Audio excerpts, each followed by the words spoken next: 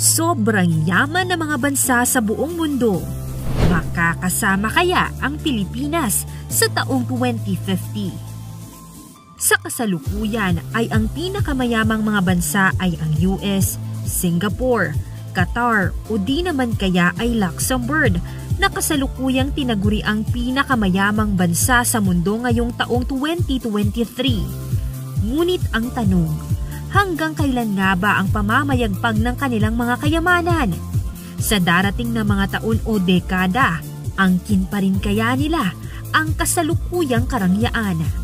Kaya naman mga kasuksay, samahan niyo kung alamin ang 10 sa mga inaasahang magiging pinakamayayamang bansa pagdating ng taong 2050.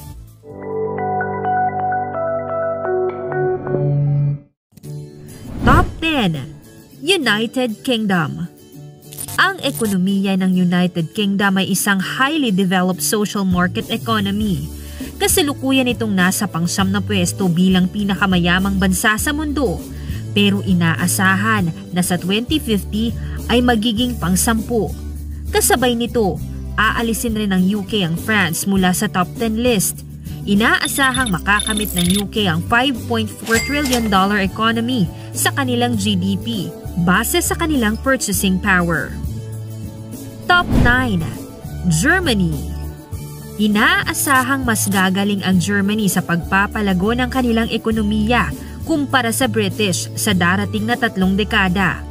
Ang kanilang performance na may kaugnayan sa emerging markets ay magkakaroon ng malaking parte sa kanilang ranking bilang isa sa 10 pinakanakakaangat na bansa ngayong 2050. Magkakaroon sila ng $6.1 trillion na GDP sa darating na taon na may annual growth na 1.4%, dahilan para mapalitan nila ang UK sa pang-9 na pwesto.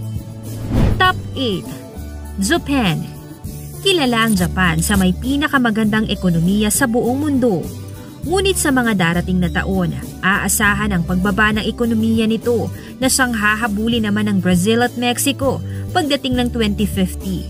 Sa ngayon ay nasa pangatlong pwesto ang Japan bilang pinakamay malaking ekonomiya. Ngunit aasahang mabubura ito sa top 5 sa mga darating na taon. Aasahan ng $6.8 trillion economy sa Japan in terms of gross domestic product base sa kanilang purchasing power parity na magkakaroon naman ng 1% annual growth income. Top 7. Mexico. Samantala, ang Mexico naman ay may potensyal na maungusan ng United Kingdom at France in the next 30 years. Isa ito sa mga bansang makakatagpo ng malawak na oportunidad upang iangat pang lalo ang takbo ng kanilang ekonomiya. Aasahang lalakas ang halaga ng kanilang piso. Magkakaroon din sila ng $1 trillion economy in terms of GDP at annual growth na 6.9% na maglalagay sa kanila sa pang-7 pwesto na asensadong bansa. Top 6. Russia. Dahil sa paglipat ng buong mundo sa natural gas, ang mga bansang eksperto sa mineral na ito tulad ng Russia ay makakalamang sa larangan ng kanilang ekonomiya.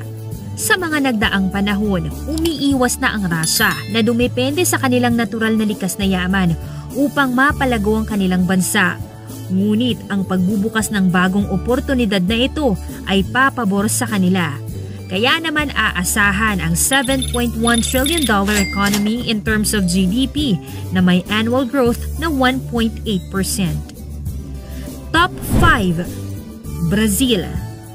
Aasahan na malalampasan ng Brazil ang mga balakid at mga suliranin ng kanilang bansa at makakaangat sa kanilang ekonomiya dahil sa kanilang global best practices sa flexible adaptation ng local business at consumer environment. Aasahan ang mas diverse na ekonomiya at nang siyang hihikayat sa mga banyaga na mag-invest sa naturang bansa. Kaya dahil dito ay kakayanin ng Brazil na lagpasan ang iilang mga malalaking bansa bilang pinakamayamang bansa sa buong mundo. Top 4. Indonesia. Dahil sa pagtama ng coronavirus na unang umatake sa bansang China, maraming mga kumpanya ang lumisan sa naturang malaki at makapangyarihang bansa. at naghanap ng mga mas magandang oportunidad sa mga neighboring countries nito tulad ng Indonesia. Ito ang dahilan upang umangat ang kita ng domestic demand at pagiging competitive ng Indonesia sa taong 2050. Makukuha ang $10.5 trillion growth na ekonomiya ng bansa in terms of GDP at magkakaroon ng 3.2% annual growth rate. Top 3. United States. Ayon sa mga pag-aaral, edukasyon ang magsisilbing may malaking parte sa pagbaba ng US bilang pinakamayamang bansa sa buong mundo. Bagamat ang US ay halos manguna na sa larangan ng may magandang ekonomiya sa buong mundo, ang resulta ng public education spending ay aasahang hihila sa kanila pababa sa 2050.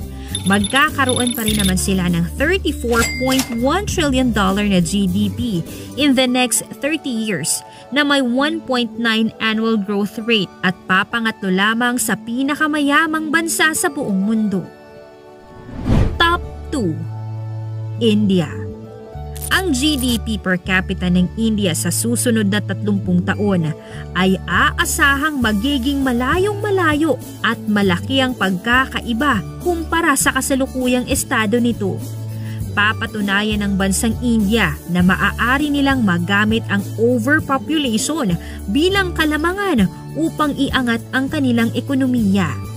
Aasahan na papalo sa $44.1 trillion ang magiging GDP ng India sa taong 2050 at mayroong annual growth rate na 3.9% na dahilan upang pumangalawa sila bilang pinakamayamang bansa sa buong mundo. Top 1. China. Sa mga nagdaang taon, napipigilan ang pag-asenso ng naturang bansa dahil sa pagiging isolated nito. Ngunit sa darating na mga taon ay bubuksan ng Beijing ang kanilang pinto upang papasukin ang mga foreign companies and businesses sa kanilang bansa, tulad na lamang ng General Motors at Tesla Motors. Yayakapin ng kanilang pinuno ang market-oriented reforms na sangdaan upang magkaroon ng greater foreign direct investment, kaya aasahang magiging dominante ang China sa darating na 30 taon. Papalo sa $58.5 trillion ang magiging GDP ng bansa na may 2.1% annual growth rate at magiging pinakamayamang bansa sa buong mundo sa pagdating ng 2050. Kung mapapansin, malaki ang magbabago sa listahan ng pinakamayayamang bansa sa buong mundo pagdating ng 2050. Marahil sa ngayon ay nag-iipon pa lamang ang ibang bansa ng kanilang mga plano at paghahanda upang sa darating na mga taon mamayagpag naman sila. Bilang mga Pilipino, umaasa tayo na makakasabay tayo sa mga pag-angat na ito at sanay ang pag-asenso ng mga dambuhalang mga bansang ito ay may maidulot na maganda sa buong mundo. Maraming salamat po sa inyong pakikinig at God bless.